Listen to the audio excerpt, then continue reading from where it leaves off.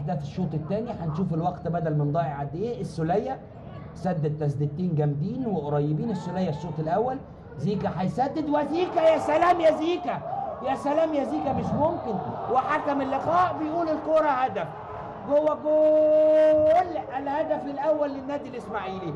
لسه بنتكلم قبل اللعبه وبنقول ان النادي الاسماعيلي لازم يلعب قبل صافرة الحكم حتى لو لاخر ثانيه، وزي ما يكون اللعيبه سمعونا. وادي شكر وسدد شكر لله من الكابتن طارق يحيى. لكن اللعبه في البدايه هتتعاد امام حضراتكم. تسديده ايه؟ تسديده حكايه.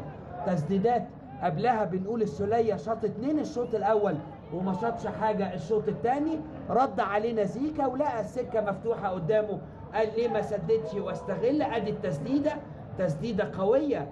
وادي الاعاده امام حضراتكم. بالفعل الاعاده واضحه تماما، من الاخراج رائع، واضحه تماما الاعاده. الكره تجاوزت خط المرمى بكامل هيئتها.